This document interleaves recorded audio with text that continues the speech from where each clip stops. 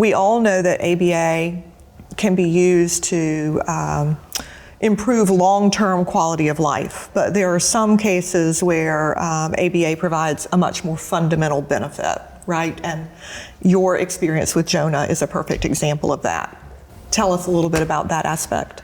The oldest of my 5 children, Jonah, who's 26 now, is profoundly autistic. He has a tested IQ of 40, and he has a history of really aggressive and self-injurious behaviors that necessitated an almost year-long hospitalization when he was only 9. So he's been in kind of ABA-based schools and now an ABA-based adult program most of his life. So what kind of dangerous behaviors are we talking about? I mean, he was very physically aggressive and self-injurious, and those behaviors really stabilized with a very kind of elaborate, kind of medical protocol. But he still had lots of behaviors that were also dangerous, like elopement. He has zero safety awareness. What is elopement? Elopement is the compulsion to run from a safe place, like your house or your school, just to dash away from a parent out in the community. And over half of autistic kids have this compulsion. One of the highest causes of premature death in this population. Many autistic kids have drowned or been hit by cars because of following elopement episodes. So this is very serious. Yeah, I think some of the ones that Amy listed are common. Wandering or running away from supervision that puts kids and families at risk.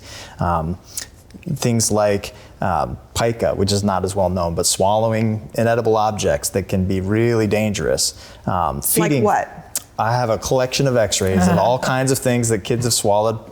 One that is kind of been through the rounds and is in a couple of medical textbooks. I have an x-ray of a safety pin that's open in a kid's esophagus and things that have to be surgically removed. Yeah. And so a lot of this type of behavior is life-threatening for the child. If you're constantly eloping, your parents are not going to be able to take you to out to a restaurant or to an amusement park or something because it's too dangerous.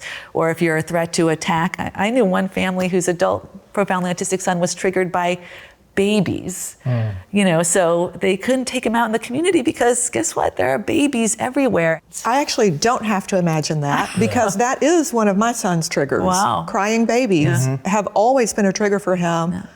But ABA has taught him to tolerate it. Yeah. And so we can take him to restaurants now, and when we hear a crying baby at a nearby table, Ryan will deep breathe. He will. He knows, okay, this is the sound of a crying baby. That normally triggers me, but I'm going to take some deep breaths and it's going to be okay. And it's amazing. It is truly amazing. I also just want to reiterate that as helpful as ABA has been, it's not a panacea, and I think it's important not to give that impression.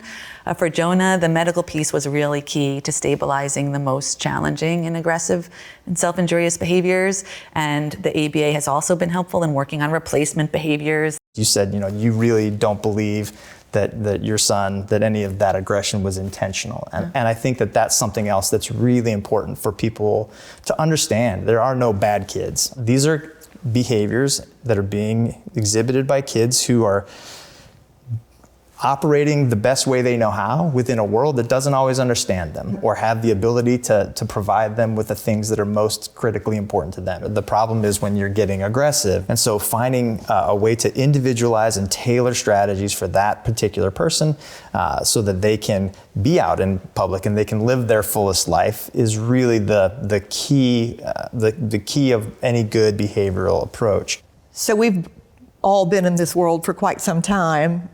What advice would you have for parents who are just starting to see maybe the signs of profound autism or challenging behaviors?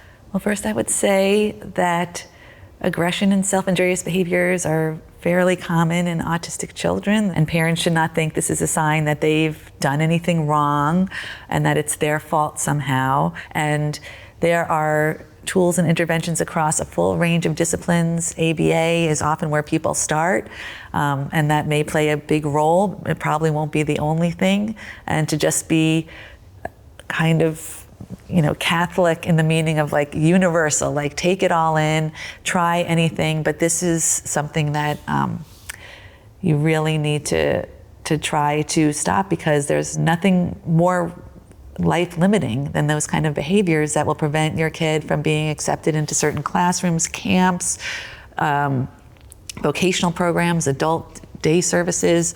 So it really needs to be the focus of your attention.